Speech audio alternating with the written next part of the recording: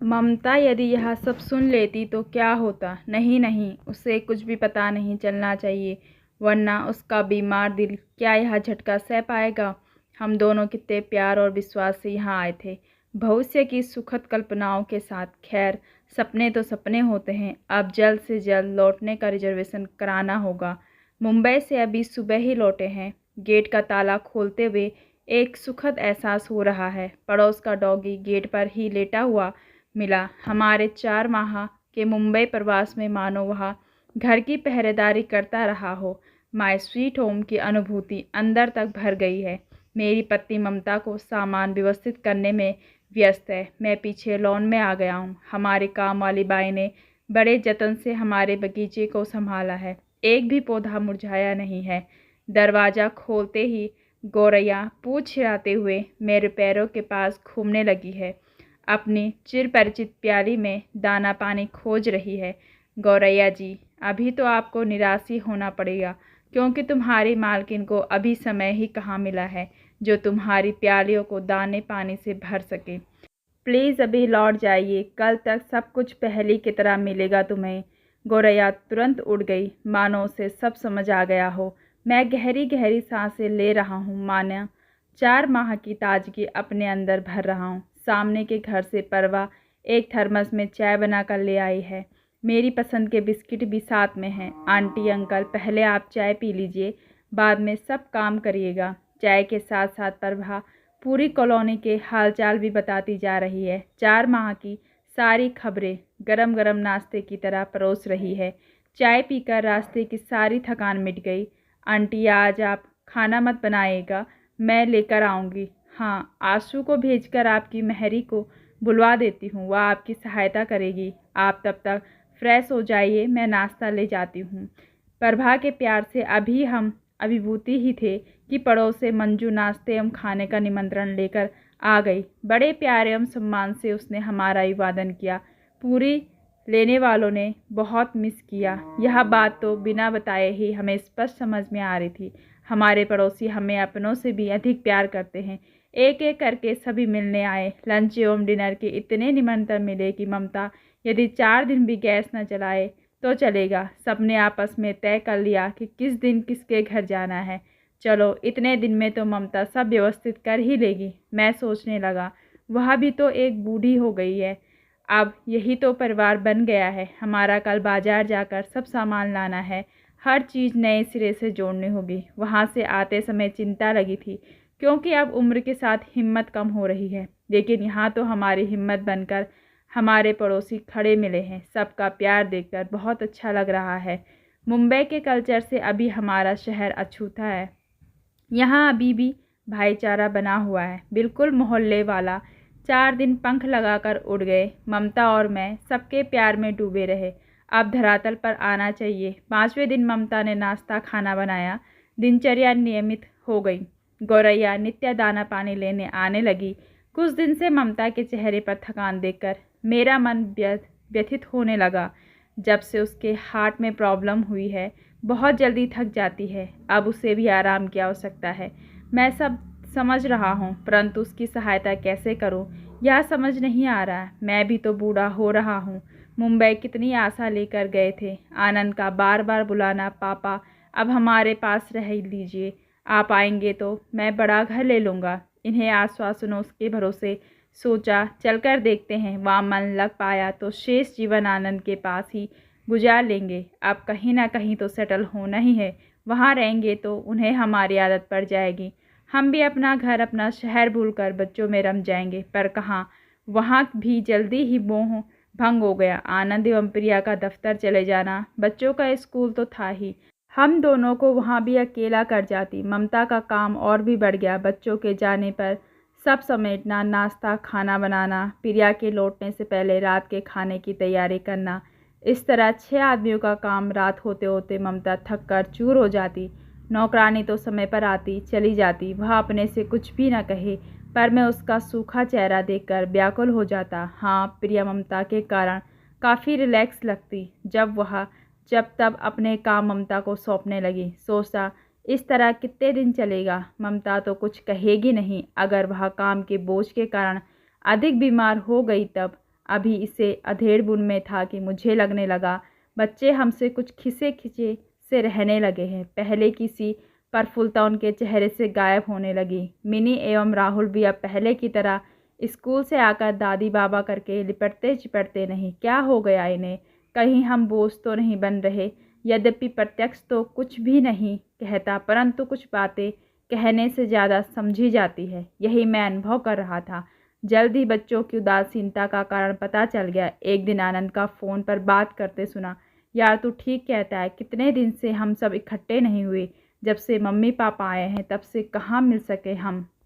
मेरा और प्रिया का मन भी बहुत करता है कि पहले की तरह घूमे फिरे, छुट्टे के दिन पीने पिलाने का प्रोग्राम बने, परंतु इनके रहते नहीं लगता कि पहले वाले दिन लौट कर आएंगे। अब तो लगता है इनका यहीं रहने का पक्का प्रोग्राम बन गया है।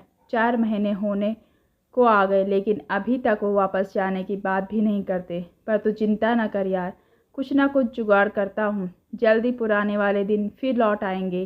तुम्हारी भाभी का भी यही हाल है, बच्चे अलग सहमे रहते हैं। अजब लाचारी है। आनंद की बातें सुनकर मैं तो स्तब्ध रह गया। अब मुझे समझ आ गया कि बच्चे इतना रूखा व्यवहार क्यों कर रहे हैं, या हमारी उपस्थिति से उब गए हैं। जल्दी हमसे छुटकारा चाहते हैं। आनंद को ही क्यों दोष दूँ? पिछली बार हेमंत के यहाँ जब कनाडा गए, वहाँ से भी क्या मधुर स्मृतियाँ लौट कर आ सके? उसके बाद क्या वहाँ फिर जाने की हिम्मत जुटा पाए? नहीं। ममता यदि यह सब सुन लेती तब क्या होता? नहीं नहीं, उसे कुछ भी पता नहीं चलना चाहिए, वरना उसका बीमार दिल क्या यह झटका सह पाएगा? हम दोनों कितने प्यार और विश्वास से यहाँ आए थे, भविष्य की सुखद कल्पनाओं के साथ। खैर, सपने तो सपने होते हैं। अब जल्द से जल्द लौटने का रिजर्वेशन कराना होगा। अब यहाँ से मन उचट गया है। इस तरह अनिश्चित भविष्य को लेकर हम लखनऊ लौट आए, बिना बच्चों को यह अनुभव कराए कि हम तुमसे नाराज़ हैं। दिन बीतते जा रहे थे। ममता को घर गृहस्थी के कार्यों में व्यस्त रहने लगी। इधर मेरी चिंता बढ़ती जा रही थी। अब आगे क्या? पड़ोसी लाख अच्छे हैं, उनकी भी तो सीमाएं हैं। उम्र हमें अब जवान तो बना नहीं देगी। बुढ़ापे की तरफ नित्य की कदम बढ़ते जा रहे हैं। हम दोनों हमेशा तो साथ नहीं रह सकते। एक न एक को तो इस दुनिया से पहले जाना होगा। तब यह प्रश्न मुझे अंदर ही अंदर तोड़ रहा था। अनेकों अनुत्तरित प्रश्न। एक दिन बरसों बाद मेरे बचपन के साथी आलोक का फ़ोन आया कि वह एक शादी में पति सहित लखनऊ आ रहा है। वह हमारे पास ही रुकना चाहता है। ये सुनकर मेरा मन प्रसन्नता से भर आया। ममता भी बहुत खुश हुई। हम दोनों ही उनके स्वागत की तैयारियों में लग गए। आलोक मेरे बचपन का दोस्त, मेरा लंगोटिया यार। गलियों में गिल्ली डंडा खेलना, पतंग उड़ाना, साथ साथ पढ़ना, एक दूसरे के घर में खाना खाना हमारा नित्य का काम था। अब तो बरसों हो गए उससे मिले। उसे रिटायर हुए भी कई वर्ष बीत गए हैं। उसे लेने हम दोनों स्टेशन गए। 4 दिन का उसका लखनऊ प्रवास बहुत ही व्यस्त रहा। खूब बातें हुई, एक दूसरे से निजी बातें भी शेयर की।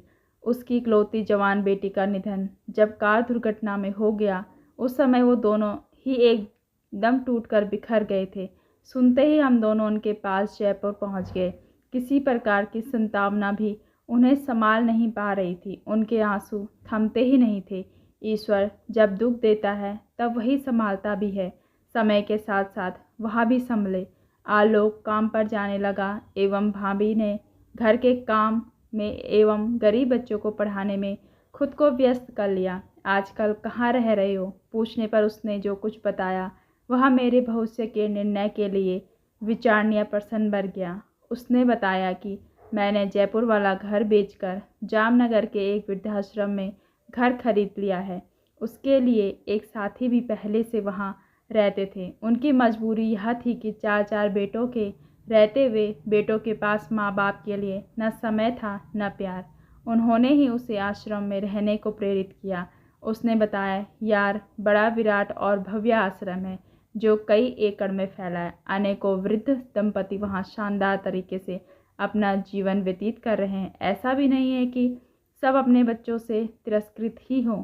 कुछ लोग तो परिस्थितिवश बच्चों की सहमति से वहाँ रह रहे हैं। समय समय पर उनके बच्चे भी वहाँ आकर रहते हैं। वे भी बाहर आ जा सकते हैं। किसी प्रकार की कोई बंदिश नहीं है।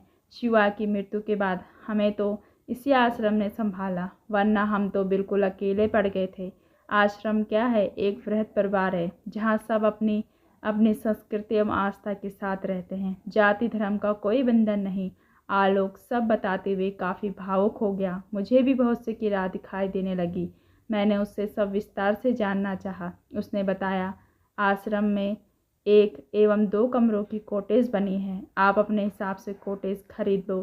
खाना सामूहिक रसोई में बनता है। चाहो तो अपनी रसोई में बना लो या सामूहिक रसोई में खा लो। उसका दाम हर व्यक्ति के हिसाब से अलग अलग देना होगा। यदि वहाँ की कॉटेज पसंद ना हो तो ज़मीन आश्रम से खरीदकर अपनी पसंद का घर बनवा लो। मैंने तो जयपुर का घर बेच दिया, 2 कमरे बनवा लिए। बचा पैसा भविष्य के लिए बैंक में डाल दिया। पेंशन तो है ही। हम तो वहाँ बहुत प्रसन्न और सुरक्षित है। हाँ, एक बात है, आप दोनों के बाद आपका घर आश्रम की संपत्ति होगा। आपका अधिकार केवल आपके जीवन काल में ही होगा। आश्रम के अपने कुछ नियम भी है, जैसे शाकाहार का पालन करना, सुबह शाम वहाँ की गतिविधियों में सम्मिलित होना, प्रार्थना में जाना, सत्संग में शामिल होना, योगा प्राणायाम करना। बीमार पड़ने पर वहाँ पर छोटा सा अस्पताल भी है। ज़रूरत पड़ने पर बड़े अस्पताल ले जाने की व्यवस्था भी है। मुझे तो भाई बहुत अच्छा लग रहा है। तुम जब वहाँ आओगे तब सब अपनी आँखों से स्वयं देख लेना। तुम्हारा मन प्रसन्न न हो जाए तो कहना। अपने मन की बातें आलोक के साथ साझा करने में मुझे जरा भी संकोच नहीं हुआ।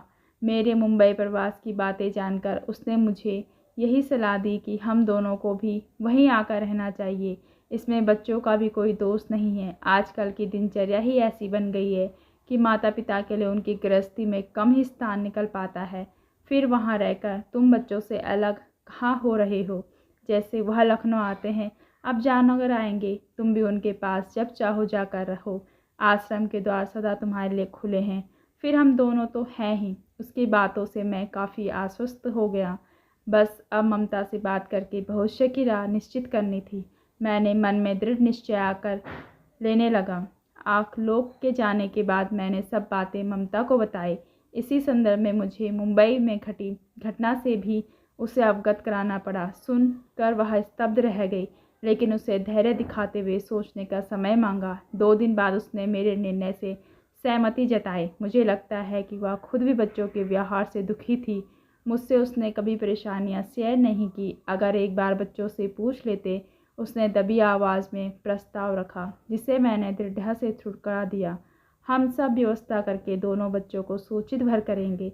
मेरा निश्चय अटल है। मकान बेचने के लिए मैंने एक प्रॉपर्टी डीलर से बात कर ली। उसने जल्द ही कोई ग्राहक बताने को कहा। इसी बीच हम जामनगर जाकर आश्रम की सारी व्यवस्था स्वयं देख आए।